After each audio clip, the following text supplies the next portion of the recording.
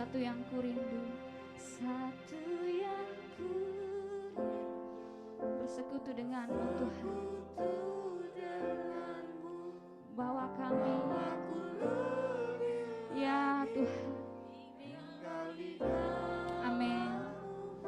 Nikmati hadiratmu, jamalah seluruh hidupku. Urapanmu mengubah hidupku. Yang ku rindu bersekutu denganmu, bawaku lebih lagi tinggal di dalammu. Nikmati hadiratmu, jamalah seluruh hidupku. Urapanmu mengubah hidupku. Urapanmu mengubah hidupku. Urapanmu mengubah hidupku. Terima kasih Tuhan. Kami bersyukur buat kasih setiamu dalam hidup kami Tuhan. Engkau yang kudus, Engkau yang mulia, rela turun ke dalam dunia. Engkau dihina, Engkau dianiaya, bahkan mati bagi setiap kami Tuhan. Kami bersyukur Tuhan, Engkau Allah yang tepat janji. Engkau bangkit dan naik ke surga, mempersiapkan tempat bagi kami. Terima kasih Tuhan, terima kasih. Terima kasih buat Roh Kudus yang Kau sediakan buat kami Tuhan, yang tinggal di dalam kami, mengajari kami, menguatkan, meneguhkan kami. Terima kasih Tuhan. Hari ini kami datang Tuhan menikmati hadirat-Mu, bersyukur atas setiap kasih setiamu dalam hidup kami Tuhan. Biarlah hadirat-Mu memulihkan setiap kami. Terima kasih Yesus, terima kasih. Kami siap Tuhan menikmati hadirat-Mu bersama-sama Tuhan Yesus. Yang sama-sama siap memuji, menikmati hadirat Tuhan. Kita katakan amin. Shalom Bapak Ibu yang ada di rumah, shalom. Dimanapun Bapak Ibu berada, mari kita sama-sama datang kepada Tuhan pagi hari ini. Engkau yang sedang kurang sehat, percayalah Tuhan pasti akan sembuhkan. Ada Roh Kudus yang menjadi kekuatan di dalam hidup setiap kita, amin. Terima kasih Tuhan. Kembali kami datang menikmati hadirat-Mu. Terima kasih Yesus, terima kasih. Terima kasih Yesus, terima kasih. Kami tinggikan nama-Mu Tuhan. Haleluya. Yesus Tuhan ditinggikan, dimuliakan dan naik ke surga. Dia berikan Roh Kudusnya, menguatkan dan menolong selalu. Sungguh ku rindu bersekutu denganmu selamanya. Kami tinggikan Kau Tuhan. Yesus Tuhan ditinggikan, dimuliakan, naik ke surga. Dia berikan Roh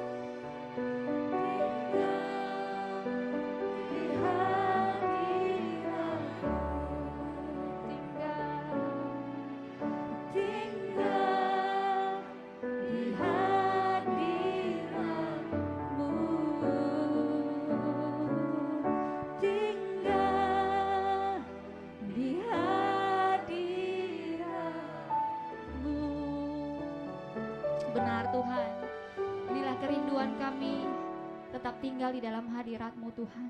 Kami mau rayakan kebaikan-Mu hari ini Tuhan. Terima kasih Yesus, biar dengan segenap hati kami, dengan segenap kekuatan kami bawa korban syukur kami ke hadirat-Mu Tuhan. Terima kasih Yesus yang siap memuji menyembah Tuhan. Sama-sama kita katakan amin, haleluya. Kita mau rayakan kebaikan Tuhan hari ini, amin. Mari terima urapan yang baru dari Tuhan.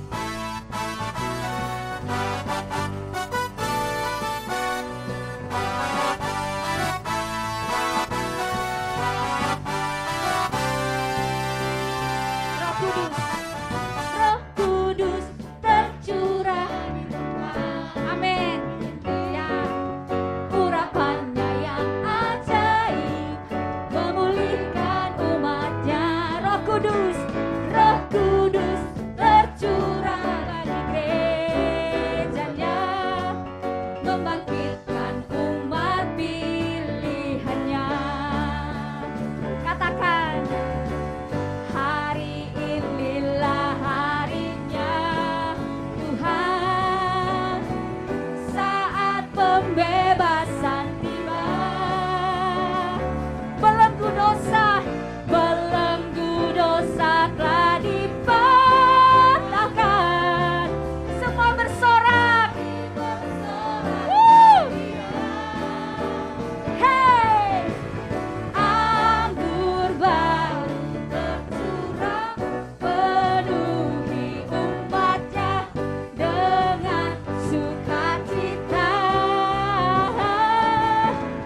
Minyak baru tercurah, urapi umatnya, nyata kuasanya.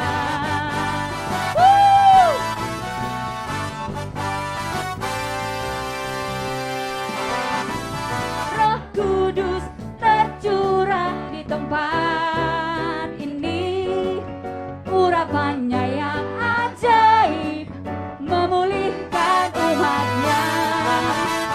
Roh Kudus tercurah bagi gerejanya, membangkitkan umat pilihannya. Hari inilah harinya Tuhan, saat pembebasan tiba. Belenggu dosa telah dipatahkan. Mari bersorak semuanya. Hey! Anggur baru tercurah, penuh, amin Tuhan, dengan sukacita. Minyak baru tercurah, urapi umatnya, nyata kuasanya. Mari jemaat saja katakan, anggur baru.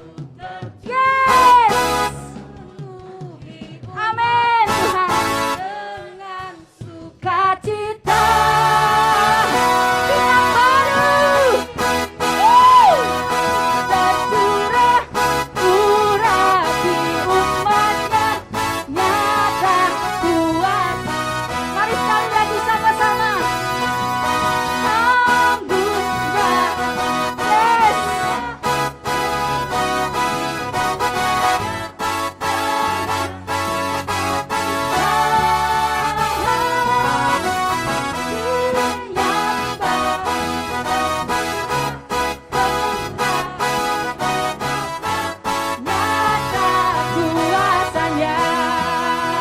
Nyata kuasanya, nyata kuasanya,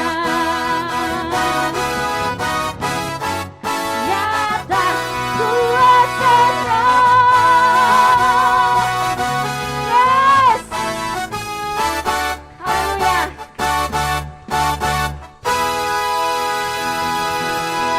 Haleluya. Tuhan rindu menyatakan kuasanya lewat setiap kita, amin.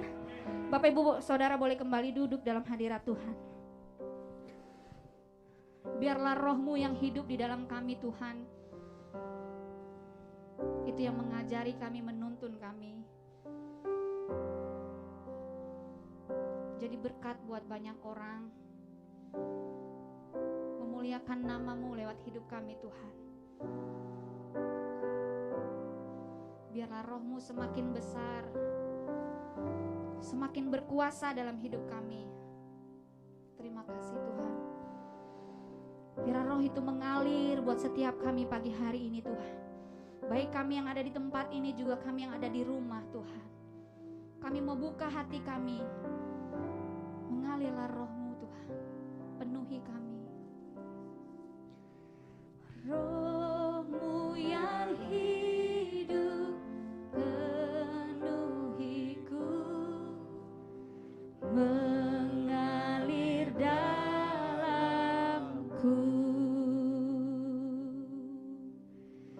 Jiwaku tenang bersama-Mu dalam naungan-Mu. Ku buka hati untuk jamahan-Mu, berserah penuh di hadirat-Mu. Kau ambil alih seluruh hidupku, di altar-Mu menyembah-Mu. Roh-Mu yang kudus, pulihkan kami. Roh-Mu yang kudus, pulihkanku. Engkaulah damaiku. Ku hidup oleh anugerah-Mu yang menyertaiku, yang menyertai. Mari buka hatimu, buka hati untuk jamahan-Mu, berserah penuh di hadirat-Mu. Kau ambil alih seluruh hidupku, di altar-Mu menyembah. Buka hati, ku buka hati untuk jamahan-Mu,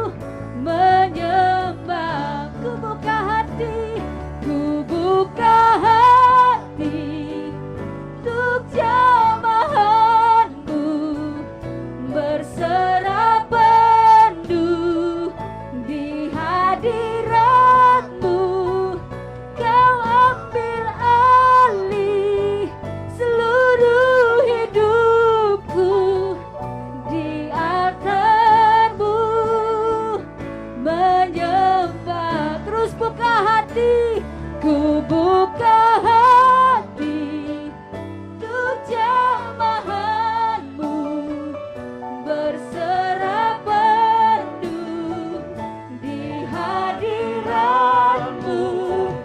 Kau ambil alih seluruh hidupku, di altarmu menyembah. Sekali lagi mari katakan, hati untuk jamahanmu, berserah penuh di hadiratmu. Kau ambil alih seluruh hidupku, di altarmu menyembahmu, di altarmu menyembahmu, di altarmu menyembahmu.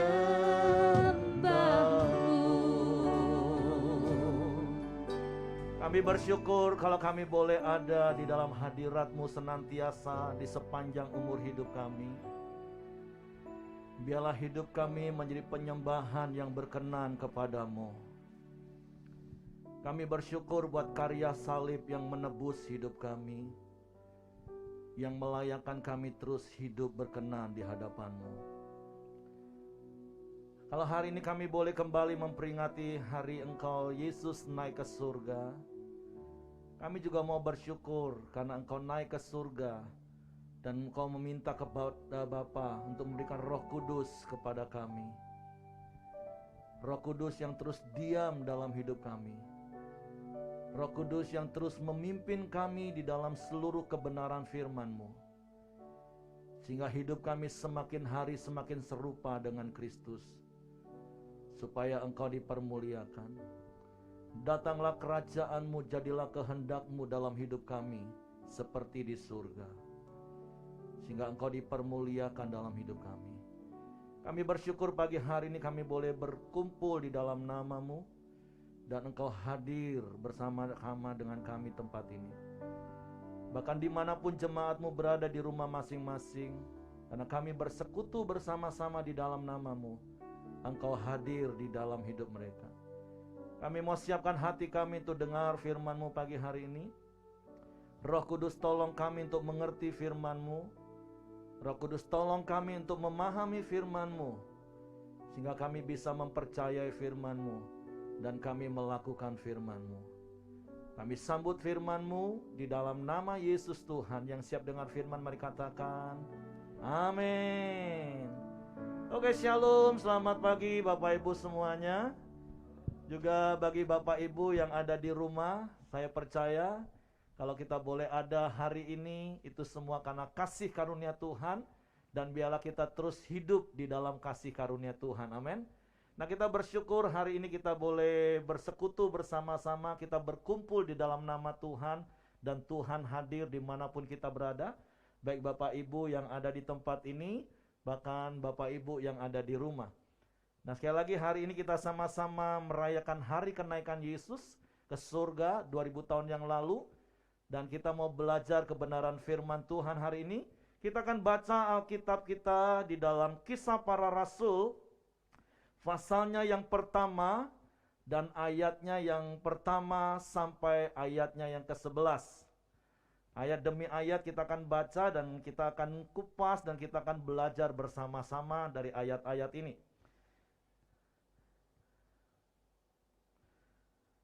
Hai Theophilus, dalam bukuku yang pertama aku menulis tentang segala sesuatu yang dikerjakan dan diajarkan Yesus sampai pada hari ia terangkat ke surga.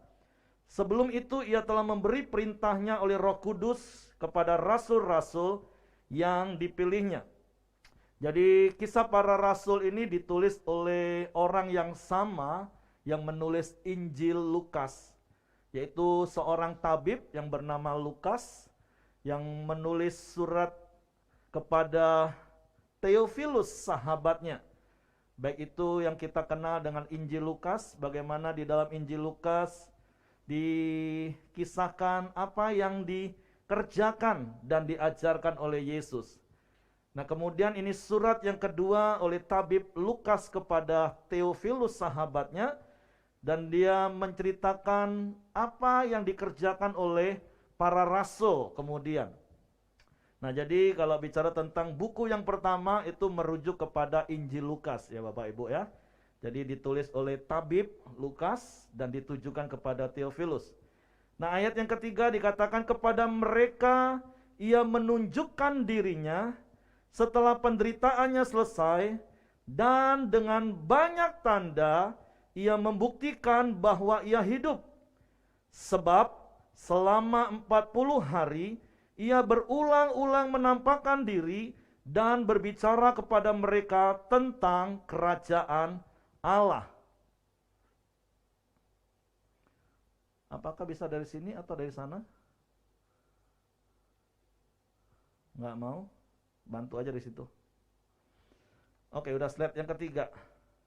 Nah, bicara tentang dengan banyak tanda Yesus membuktikan bahwa dia hidup. Kenapa Bapak Ibu? Kalau kita baca di dalam Injil Matius pasal yang ke-28 ayat yang ke-12 sampai ayatnya yang ke-15, saya akan bacakan. Saya percaya ayat-ayat ini sudah sering kita baca, ayat-ayat ini sudah sering kita dengar. Matius pasal 28 ayat 12, dan firman Tuhan berkata gini.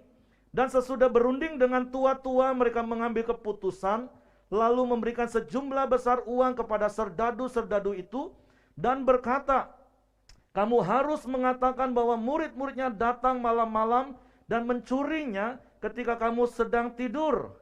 Dan apabila hal itu kedengaran oleh wali negeri, kami akan berbicara dengan dia sehingga kamu tidak beroleh kesulitan apa-apa.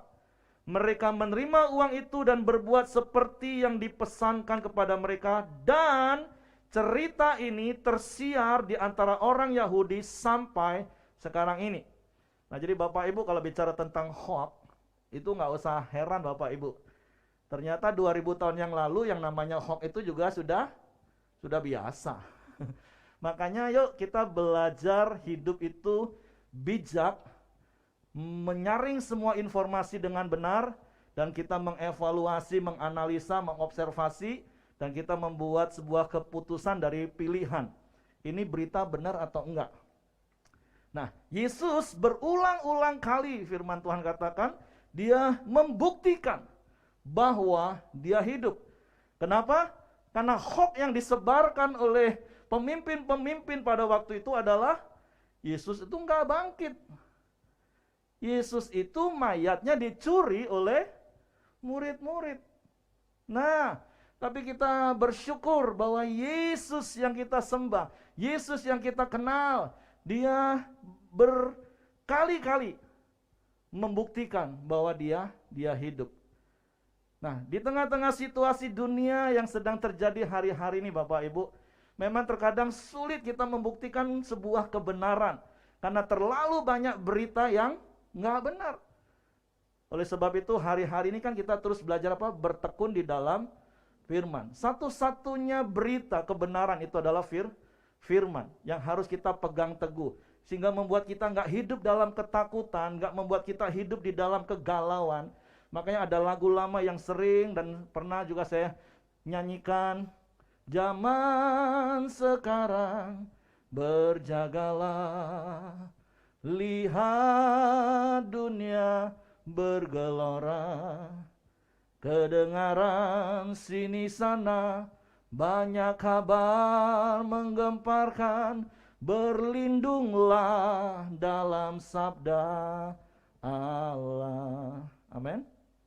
Ngomong kanan kiri, hari ini kamu lebih banyak dengar berita yang menakutkan kamu, atau kamu mau dengar berita dari surga terus yang menentram dan menyejukkan hatimu? Amin.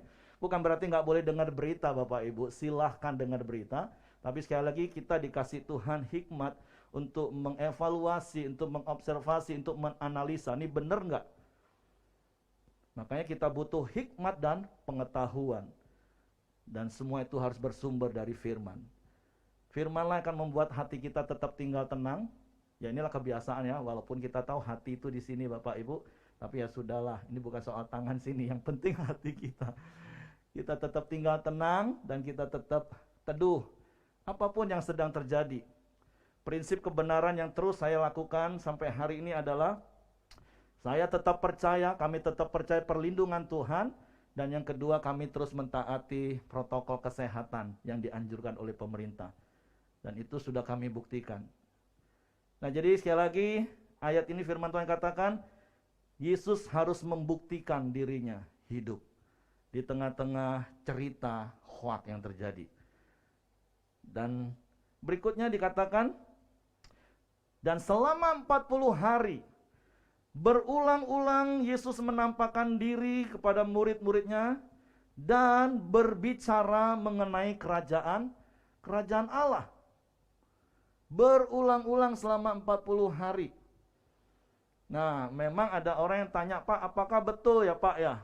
Kalau orang yang setelah meninggal itu 40 hari, rohnya belum pergi ke Firdaus. Menurut Bapak Ibu gimana? Kalau saya tetap berdiri di atas kebenaran firman Tuhan. Bapak Ibu tentu masih ingat ayat waktu Yesus di kayu salib. Dan dia ngomong kepada penjahat yang di sebelahnya, dia ngomong, hari ini juga engkau ada bersama dengan aku di Firdaus. Jadi orang yang percaya yang meninggal dalam Tuhan, hari itu juga, saat itu juga dia ada di dalam Firdaus.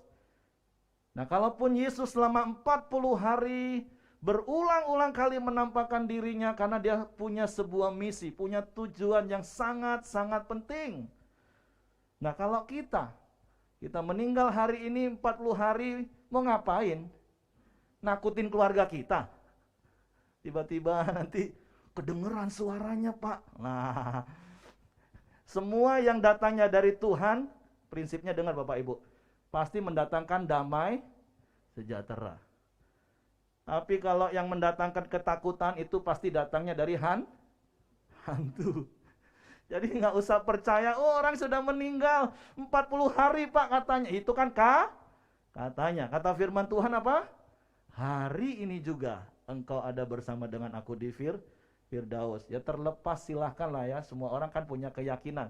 Tapi sekali lagi kebenaran adalah firman Tuhan. Nah, kenapa Yesus 40 hari berulang-ulang berbicara kepada muridnya tentang kerajaan Allah?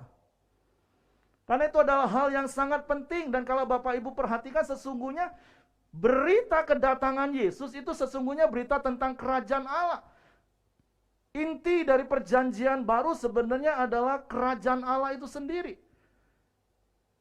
Jadi bukan berarti, oh kalau gitu bukan keselamatan ya Pak intinya. Iya, keselamatan itu adalah sebuah gerbang kalau istilah saya, untuk kita menikmati kerajaan Allah. Bukankah kalau kita belajar dari kebenaran firman Tuhan, sejak kejatuhan manusia pertama di dalam dosa, maka hubungan manusia dengan Allah itu terpisah. Manusia yang harusnya didesain Allah untuk hidup di dalam kerajaannya Allah, hidup di dalam kerajaan yang diperintah oleh Allah sendiri, tetapi karena mereka jatuh dalam dosa dan mereka keluar dari sistem pemerintahan kerajaan Allah itu, dan mereka dikuasai oleh sistem pemerintahan dosa, sehingga kecenderungan hatinya selalu berbuat jahat. Nah, tapi Yesus katakan apa? Di dalam Yohanes 10 ayat 10, iblis datang itu hanya untuk membunuh, mencuri, dan membinasakan. Tetapi Yesus datang untuk memberikan hidup yang berkelimpahan, memberikan zoe, memulihkan keadaan kita, untuk kita kembali lagi hidup di dalam kerajaan Allah. Nah, makanya konsep tentang kerajaan Allah itu adalah konsep yang diajarkan oleh Yesus berulang-ulang. Bahkan itu kabar pertama ketika Yesus memulai pelayanannya di dalam Matius pasal yang keempat ayat 17. Sejak waktu itulah Yesus memberitakan apa? Bertobatlah, sebab kerajaan surga sudah dekat. Bahkan di dalam Matius pasal 12 ayat 28 di situ katakan, tetapi jika aku mengusir setan dengan kuasa Roh Allah, maka sesungguhnya kerajaan Allah sudah datang kepadamu. Nah Bapak Ibu, saya berharap Bapak Ibu masih ingat khotbah saya dari Matius 6 ayat 10 tentang kerajaan Allah. Kita nggak usah dibingungkan dengan istilah kerajaan Allah dan kerajaan surga. Itu bukan dua hal yang berbeda, itu dua hal yang sama. Mempunyai terminologi yang sama. Sama seperti kalau yang saya tulis di bawah, Presiden Jokowi sama nggak dengan Presiden Indonesia Bapak Ibu? Sama. Itu bicara tentang sistem pemerintahan negara kita saat ini diperintah oleh Bapak Jokowi. Nah, teritorialnya itu adalah Indonesia. Nah, begitu juga dengan yang namanya kerajaan Allah dan kerajaan surga. Jadi nggak usah bingung. Jadi sekali lagi, Bapak Ibu boleh dengar lagi khotbah tentang Matius 6 ayat 10. Datanglah kerajaanmu dan jadilah kehendakmu di bumi seperti di surga. Ini bukan bicara tentang tempat. Makanya kalau Bapak Ibu masih ingat khotbah saya tentang Matius 6 ayat 10 katakan, kalau ditanya di mana sih kerajaan Allah, di mana kerajaan surga Bapak Ibu? Di mana kata namanya? Ada yang tahu? Kalau para tentara kita pernah di instrumen ditanya, di mana Yesus? Di hati, di mana? Sini, sini, sini. Wah, kalau ditanya kerajaan Allah, kerajaan surga di mana? Sini, sini, sini. Tanya kanan kiri. Benar nggak kerajaan surga, kerajaan Allah ada dalam hidupmu? Amin. Tuhan mau hidup kita itu hidup dalam kerajaan. Jadi bicara tentang surga itu bukan nanti seperti saya khotbahkan di waktu itu. Karena memang dari kecil kita sudah diajarkan gitu. Di surga nanti. Seakan-akan surga itu nanti. Surga itu sekarang.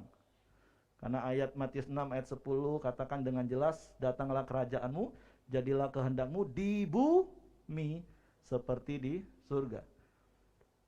Allah kita roh yang tidak dibatasi oleh ruang dan waktu. Selama hidup kita dideklar, diproklamirkan bahwa Tuhan yang memerintah dalam hidup kita. Artinya Tuhan berkerajaan dalam hidup kita.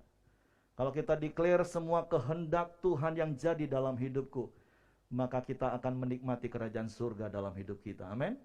Dan itulah mengapa Yesus berulang-ulang kali mengajarkan kepada muridnya, bahkan sampai setelah dia bangkit sebelum naik ke surga, berulang-ulang kali Yesus memberitakan tentang kerajaan Allah. Bahkan kalau nanti Bapak Ibu baca di ayat berikutnya, sampai saat itu pun di ayat yang ke-6, maka bertanyalah mereka yang berkumpul di situ, Tuhan, maukah engkau pada masa ini memulihkan kerajaan bagi Israel? Aduh, memang nih murid, kalau saya jadi Yesus, gua jitak lu ya. Bayangin 3,5 tahun aku sudah ngomong tentang kerajaan Allah, kerajaan surga. Terus ini udah 40 hari nih. Aku sudah ngomongin terus berulang-ulang tentang kerajaan Allah. Masih juga tanya, Tuhan, maukah engkau memulihkan bagi kami kerajaan Israel? Kenapa? Karena mindset yang ada di orang Israel hari itu, mereka menanti-nantikan Mesias, yaitu sang pembebas. Dan mereka berpikir itu adalah Yesus. Dan mindset kerajaan yang ada di dalam mereka itu adalah kerajaan dunia. Mereka mau Yesus menjadi raja atas hidup mereka, dan Yesus membawa mereka terbebas dari penjajahan Roma. Terlalu kecil kalau Tuhan harus turun ke dalam dunia hanya membebaskan bangsa Israel keluar dari penjajahan Roma. Yesus datang ke dalam dunia mau membebaskan semua manusia ciptaannya untuk keluar dari penjajahan kerajaan iblis. Amin. Tapi itu tadi, mindset murid-murid itu harus dirubah. Kalau Bapak Ibu ingat kisah tentang Kleopas di dalam Injil Lukas pasalnya ke-24, bagaimana ketika mereka kecewa, ketika mereka putus asa dan mereka pulang kampung. Bersyukur zaman itu nggak ada larangan pulang kampung, dan saya bersyukur jemaat di sini taat, nggak ada yang mudik ya. Stay at home, di rumah saja, nikmati kebersamaan bersama dengan keluarga hari ini. Mereka pulang dengan kekecewaan. Ketika Yesus jalan bersama-sama dengan mereka, mereka juga nggak sadar, mereka nggak tahu bahwa itu Yesus. Dan ketika mereka ditanya, kenapa mukamu muram? Mereka berkata seperti ini, emang kamu orang baru hari-hari ini? Kamu nggak dengar berita yang sedang heboh hari-hari ini? Yesus yang kami kira Dia akan membebaskan kami dari jajahan Romawi. Tapi 3 hari yang lalu Dia disalibkan dan mati. Katanya sih Dia bangkit. Tapi ini sudah 3 hari. Akhirnya ketika Yesus terus berjalan, sekali lagi untung Yesus itu baik Bapak Ibu ya. Kalau saya waktu itu langsung saya gampar mungkin. Oi, aku nih tak tengok apa kau. Nah sering kali Bapak Ibu, dalam hidup ini ada selaput yang menutupi mata kita. Ketakutan, kecemasan. Sehingga seakan-akan Tuhan itu jauh. Padahal Tuhan sudah berjanji, aku itu nggak pernah meninggalkan engkau. Sekali-kali aku tidak akan membiarkan engkau. Sekali-kali aku tidak akan pernah meninggalkan engkau. Tapi berapa kali dalam hidupmu engkau selalu sering mengalami, kok kayaknya Tuhan jauh ya. Itu akan ada selaput ketakutan, selaput kekhawatiran, selaput tuntutan yang menutupi mata rohanimu sehingga engkau nggak melihat Tuhan.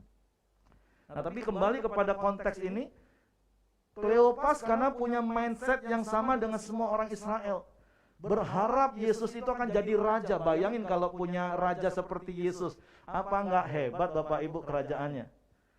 Nggak ada makanan, dia tinggal belah-belah roti dan ikan, semua bisa makan. Enak banget nggak punya raja model kayak gitu?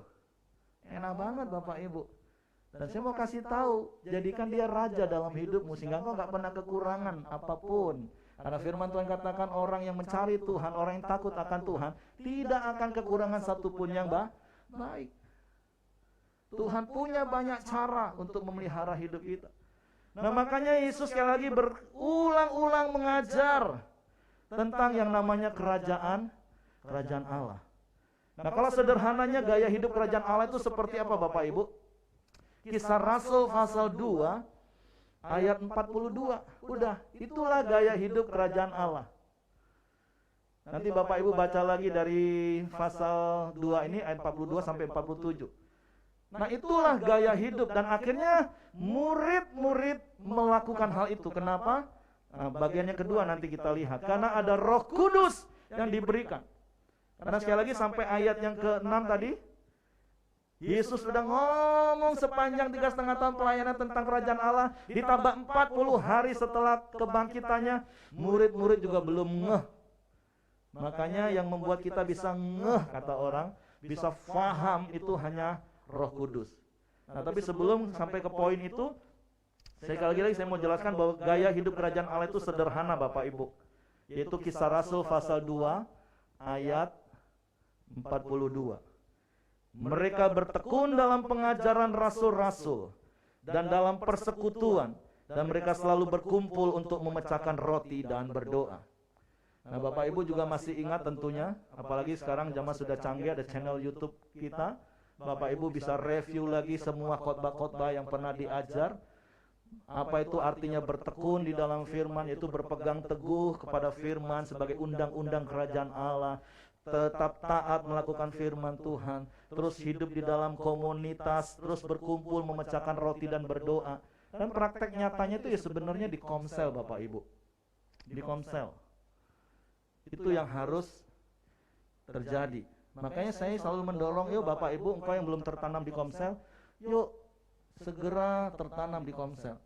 Nah kami bersyukur, kami berterima kasih, kami punya saudara seiman yang sama-sama praktek hidup di dalam Kisah Rasul pasal yang ke-2 ayat 42 sampai 47. Karena kalau bicara tentang kerajaan Allah kan di dalam Roma pasal 14 ayat 17 katakan apa? Kerajaan Allah itu bukan soal makanan dan minuman, tetapi bicara tentang kebenaran, damai sejahtera dan sukacita. Di dalam 1 Korintus 4 ayat 20 katakan kerajaan Allah itu berbicara tentang kuasa. Nah kalau hal-hal itu yang terjadi dalam hidup kita, ada kuasa, ada mujizat yang terjadi dalam hidup kita, di dalam komunitas sel kita, terus ada gaya hidup yang saling menolong. Nah kami bersyukur sekali lagi, kami melewati 14 hari terakhir, kami disupport, kami ditopang oleh teman-teman Komsel. ada yang kirim sarapan, ada yang kirim makan malam, ada yang kirim sembako, ada yang kirim buah. Wah, sampai istri saya, waduh, ini bisa 3 bulan nih kita. Nah, kami bersyukur, kami berterima kasih. Dan saya ngomong kemarin, saya thank you, saya bilang, tolong ini dipraktekkan sebagai gaya hidup kerajaan Allah, bukan karena saya penatua. Tapi siapapun mereka, anggota Komselmu, yuk praktek gaya hidup kerajaan Allah. Supaya apa? Supaya kasih Tuhan dinyatakan, supaya kuasa Tuhan dinyatakan, mujizat Tuhan terjadi, dan sungguh-sungguh orang melihat Tuhan itu nyata dalam hidup kita. Itu gaya hidup yang harus dibangun. Amin, Bapak Ibu. Jadi makanya kenapa berulang-ulang kali Yesus memberikan pengajaran lagi tentang kerajaan Allah. Karena memang itulah yang harus kita bangun dalam hidup kekristenan kita ini. Nah, yang berikutnya, ayat yang keempat, pada satu hari ketika ia makan bersama-sama dengan mereka, ia melarang mereka meninggalkan Yerusalem dan menyuruh mereka tinggal di situ menantikan janji Bapa, yang demikian katanya, kamu telah mendengar daripadaku, sebab Yohanes membaptis dengan air, tetapi tidak lama lagi kamu akan dibaptis dengan Roh Kudus. Yesus melarang, bahasa Yunaninya paragelo, melarang dengan keras supaya murid-murid jangan tinggalkan Yerusalem lagi. Maaf, jangan meninggalkan Yerusalem dulu. Sampai kapan? Sampai Roh Kudus dicurahkan. Nah, jadi kita bersyukur, kita berterima kasih karena akhirnya ketika Kisah Rasul pasal 2, murid-murid dipenuhi dengan Roh Kudus, maka sejak saat itulah mereka benar-benar semakin faham. Karena Paulus pernah tulis kepada jemaat Korintus pasal 1 Korintus 2 kalau nggak salah, siapa yang bisa memahami tentang Allah selain Roh Allah itu sendiri? Sama seperti siapa yang bisa memahami hidup kita selain Roh kita sendiri dan Tuhan tentunya kan? Nah, ketika murid-murid dipenuhi dengan Roh Kudus, mereka semakin faham, semakin ngerti apa itu artinya kerajaan Allah dan kerajaan surga. Sehingga di Kisah Rasul pasal 2 kemudian ayat 42 mulai mereka praktek gaya hidup kerajaan. Dan itu terbukti sampai hari ini. Membuat orang-orang percaya kuat dalam segala keadaan. Injil semakin meluas dan sampai hari ini kita bisa menerima Yesus sebagai Tuhan dan Juru Selamat. Makanya kita bersyukur kalau kita baca di dalam Kisah Para Rasul pasalnya yang kedua ayat 37 sampai ayat 39, khususnya ayat 38 dan 39, di situ dikatakan apa? Bertobatlah dan hendaklah kamu masing-masing memberi dirimu dibaptis, maka kamu akan menerima karunia Roh Kudus. Sebab bagi kamulah janji itu, dan bagi anak-anakmu, dan bagi orang yang masih jauh, yaitu sebanyak yang akan dipanggil oleh Tuhan Allah kita, yaitu termasuk saudara dan saya hari ini. Saya percaya ketika engkau menerima Yesus sebagai Tuhan dan Juru Selamat, engkau memberi diri dibaptis sebagai sebuah momentum dalam hidupmu, bahwa engkau sudah mati manusia lama, dikubur bersama dengan Kristus, dan bangkit menjadi ciptaan baru, dipimpin oleh Roh Kudus.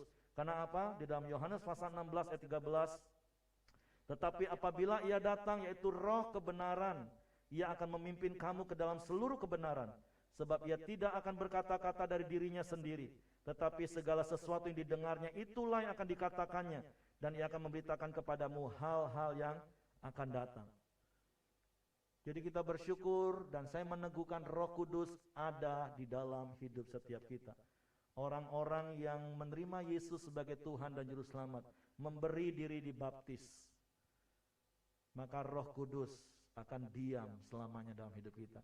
Roh Kudus yang akan membawa kita kepada seluruh kebenaran firman Tuhan. Amin. Dan kita bersyukur hari ini Roh Kudus menolong kita untuk memahami dan mempraktekkan gaya hidup kerajaan Allah. Dan sebagai ayat yang terakhir Bapak Ibu, saya akan langsung baca ayat yang ke-10. Ketika mereka sedang menatap ke langit waktu ia naik itu, tiba-tiba berdirilah 2 orang yang berpakaian putih dekat mereka dan berkata kepada mereka, hai orang-orang Galilea, mengapakah kamu berdiri melihat ke langit?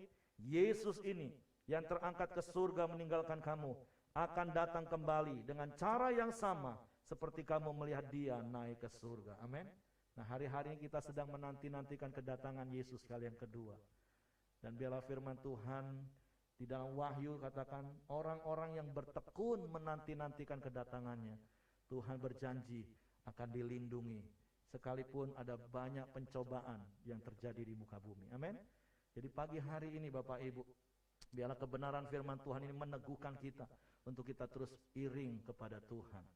Yang pertama, kita punya Tuhan yang hidup.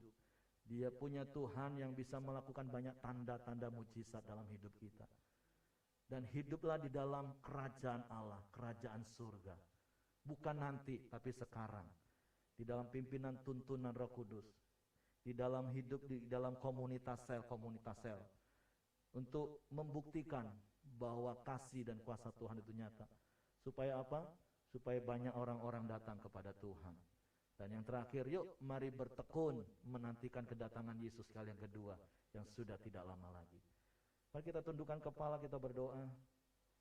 Bapa, kami bersyukur, berterima kasih kepadamu. Biarlah kebenaran firman-Mu meneguhkan hati kami. Sungguh Yesus, Engkau Tuhan yang hidup. Ya, Engkau pernah mati di kayu salib, mencurahkan darah-Mu menebus hidup kami. Tapi kemudian Engkau bangkit dan Engkau naik ke surga. Dan kami bersyukur Engkau berikan Roh Kudus-Mu bagi kami. Roh Kudus yang akan membawa kami kepada seluruh kebenaran firman-Mu. Sehingga kami boleh hidup di dalam kerajaan-Mu. Sekalipun kami masih ada di dalam dunia, tapi kami tidak hidup dengan cara-cara dunia. Tapi kami hidup dengan cara-cara kerajaan-Mu. Sehingga kami mengalami kuasa kerajaan-Mu nyata dalam hidup kami. Kami mengalami damai sejahtera, kami mengalami sukacita, sekalipun sekeliling kami sedang bergelora hari-hari ini. Dan kami percaya kami tidak akan kekurangan satupun yang baik, karena Engkau Tuhan yang hidup dan berkuasa. Kami bersyukur pagi hari ini buat kebenaran firman-Mu, dan biarlah kebenaran-Mu memerdekakan kami. Di dalam nama Yesus Tuhan kami mengucap syukur. Haleluya. Amin. Oke, selanjutnya saya serahkan kepada Hengki.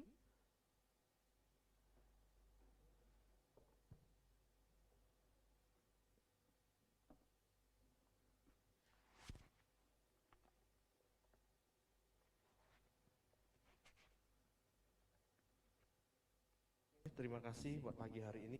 Terima kasih Pak Heri buat kebenaran firman Tuhan di pagi hari ini, di mana Tuhan Yesus telah naik ke surga. Dan juga saya mau nambahkan sedikit aja Pak. Ada satu perintah malaikat di dalam Kisah Para Rasul 5 ayat 20b. Saya bacakan. Beritakanlah seluruh firman hidup itu kepada orang banyak. Dan itu adalah salah satu tugas kita. Oke, saya akan menyambut Bapak Ibu yang sahabat baru yang baru hadir di pagi hari ini. Apakah ada? Oke, kalau tidak ada, untuk ibadah kita hari Minggu seperti biasa akan kita adakan pada jam 8, jam 11, bahkan jam 5 sore. Mari saya undang Bapak Ibu untuk bangkit berdiri, kita tutup dalam doa.